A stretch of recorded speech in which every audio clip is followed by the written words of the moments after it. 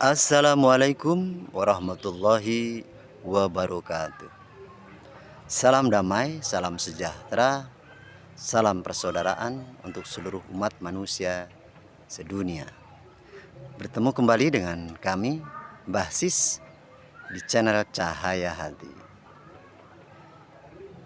Saudara-saudaraku yang berbahagia, mohon maaf jika kami sering menyampaikan uraian-uraian tentang ilmu-ilmu yang berkenaan dengan ilmu rohani, karena kita sama-sama sadari bahwa sesungguhnya manusia itu adalah manusia rohani, manusia yang hidup karena adanya rohani. Rohani itu dari Sang Maha Hidup, Sang Maha Rohani. Rohani itu kekal dari Sang Maha Kekal, Tuhan yang Maha Esa, Allahu Subhanahu wa Ta'ala. Perlu kami sampaikan dan sama-sama kita renungkan dan pikirkan bersama saudara-saudaraku seluruh umat manusia sedunia, bahwa ajaran agama, ilmu agama itu adalah datangnya dari sang pemiliknya. Siapa sang pemiliknya? Ya Tuhan yang Maha Esa, Allahu Subhanahu wa Ta'ala. Tidak mungkin sesuatu itu tidak ada pemiliknya, pasti ada pemiliknya. Seperti itu. Nah, agama datangnya dari Allah Subhanahu wa Ta'ala, Tuhan yang Maha Esa, Sang Maha Rohani. Ilmu itu pun datangnya dari Sang Maha Rohani pula. Sehingga ilmu dan ajaran agama ini hakikatnya adalah tentang perjalanan rohani. Ilmu rohani dan ajaran agama, ajaran rohani. Jadi di posisi rohani, ajaran agama dan ilmu rohani atau ilmu agama itu satu hakikatnya di alam rohani. Kemudian ajaran agama, ilmu ajaran agama yang dibawa oleh utusan Tuhan di dunia itu, cara sudut pandang manusianya dalam memahami dan mempelajari ajaran agama, ilmu agama itu berbeda-beda, karena tidak bertemu dengan si pembawa ilmu ajaran agama atau ilmu rohani. Maka sudut pandangnya beda-beda. Namun kalau di dunia ini manusia itu bertemu dengan guru rohani yang mengajarkan ilmu rohani, dia sebagai utusannya yang membawa ilmu tersebut, maka akan sama satu. Seperti itu. Tidak ada perdebatan, tidak ada perselisihan. Karena hakikatnya ajaran agama itu satu, ilmu ajaran agama itu pun satu pula. Nah, disinilah yang harus kita sama-sama renungkan, yang harus sama-sama pikirkan.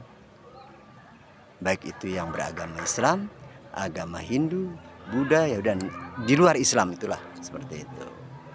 Sehingga nanti kita akan sama-sama mengetahui satu ajaran agama, satu ilmu ajaran agama. Seperti itu. Sehingga tidak ada terjadi perdebatan, permusuhan, gesekan dan sebagainya. Nah, ini demi untuk kedamaian dunia.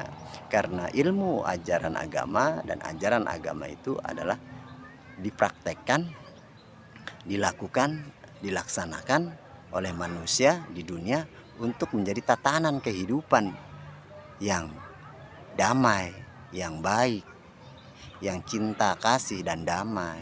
Seperti itu dari hasil perbuatannya.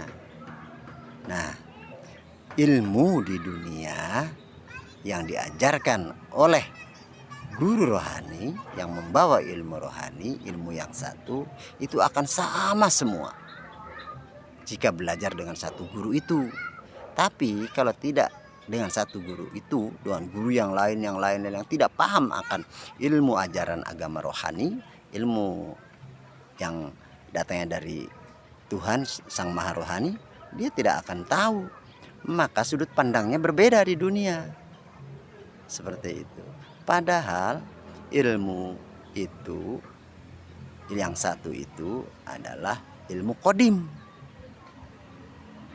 atau ilmu yang ada di alam akhirat. Sebuah persifatan kemudian mewujud ke dunia menjadi ilmu praktek, ilmu kenyataan setelah dipraktekkan. Jadi ilmu itu adalah metafisika di alam metafisika, atau ilmu itu hakikatnya adalah kodim di alam kodim. Kemudian di alam dunia mewujud karena proses. Nah, jika ingin mewujudkan ilmu, maka perlu proses, perlu praktek, perlu teknik, perlu metode, dan perlu guru. Gurunya guru khusus, yaitu guru rohani, seperti itu. Ya, sehingga nanti ketemunya sama, pemahamannya sama, tidak berbeda-beda. Kenapa berbeda-beda? Karena tidak ketemu guru yang satu. Dia utusannya, dia kekasihnya, dia membawa risalah. Dialah rasul di zaman ini, utusan di zaman ini, yang membawa risalah ajaran agama samawi. Seperti itu, saudara-saudaraku. Ya, tak perlu bertengkar, tak perlu berdebat, tak perlu bermusuhan. Hakikatnya Tuhannya satu, ilmu ajaran agamanya satu, ya. Kemudian mewujud di dunia pun satu hakikatnya. Seperti itu. Masa harus berdebat, argumentasi yang berlebihan, akhirnya menjadi permusuhan, bahkan sampai peperangan, saling hujat, saling membunuh. Nah, ini keluar daripada konteks praktek daripada ilmu ajaran agama itu sendiri. Karena ilmu ajaran agama itu isinya adalah cinta, kasih, dan damai yang suci. Karena unsur rohani. Jika manusia beragama, ya, tapi mewujud di dunia, itu terdapat hal-hal yang tidak baik antara satu dengan lainnya, ya, beda sudut pandang, perbedaan menjadikan permasalahan. Itu namanya bukan membawa ajaran agama Tuhan. Karena ajaran agama Tuhan itu membawa cinta, kasih, dan damai. Jika tidak itu, batal semua. Batal semua ajaran agamanya. Batal semua ilmunya. Sehingga sia-sia dalam hidupnya, dalam beribadah, dalam berbuat kebaikan, batal. Karena jika sudah mempunyai sifat Tuhan, kasih sayang, ilmu rohani, tidak ada lagi yang namanya keburukan dari dirinya, si manusia itu sendiri. Semuanya sama, semuanya harus cinta, kasih, dan damai. Itulah ajaran agama, ilmu rohani. Ya, kalau tidak seperti itu, saling salah menyalahkan, belum. Kami menyampaikan ini bukan berarti menyalahkan, tapi memberikan informasi, ya, pada seluruh manusia di dunia. Seperti itu, agar mengetahui mana ilmu yang sebenarnya, mana ya ilmu yang belum sampai, atau ilmu yang bukan sebenarnya. Ilmu yang sebenarnya itu adalah hasil proses rohani di alam akhirat lewat guru rohani alam akhirat, ya. Tapi ada guru yang wujud di dunia sebagai wasilah, sebagai penghubung, ya. Kemudian jika tidak proses praktek ilmu rohani, tidak ada teknik masuk dalam perjalanan rohani, perjalanan akhirat, hanya perjalanan duniawi saja lewat akal logikanya, maka manusia itu belum mencapai ilmu Tuhan. Walaupun yang dibicarakan tentang ilmu ajaran agama dan ajaran Tuhan, seperti itu. Sebab memasuki alam ilmu qadim, ilmu akhirat, ilmu rohani, itu harus melewati alam barzah. Ada teknik untuk memasuki alam itu, namanya baiat. Baiat seperti itu. Kalau tidak berbaiat, jangan harap manusia bisa mengetahui ilmu rohani, ilmu akhirat, dan proses di ilmu rohani dan proses di ilmu akhirat. Seperti itu. Inilah pentingnya kita belajar ilmu rohani, ilmu akhirat dari guru rohani yang waris dan mutlak. Saudara-saudaraku yang beriman, pentingnya mencari ilmu akhirat yang mewujud ke dunia, tapi bukan hanya ilmu dunia saja. Seperti itu. Bedakan mana ilmu dunia, walaupun itu membawa ilmu ajaran agama, mana ilmu akhirat yang sebenarnya. Jadi ada hakikat ilmu, yaitu hakikat ilmu rohani, ilmu akhirat atau ilmu qadim.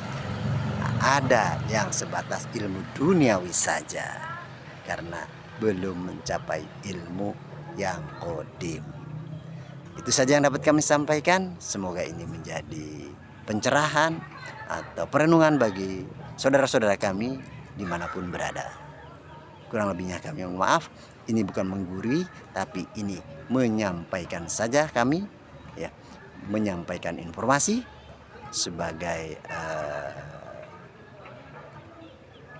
pola untuk kita dapat merenung.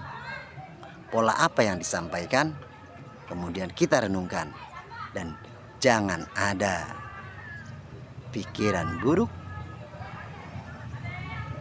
sifat buruk, perkataan buruk, dan perbuatan buruk setelah mendengar atau melihat video kami.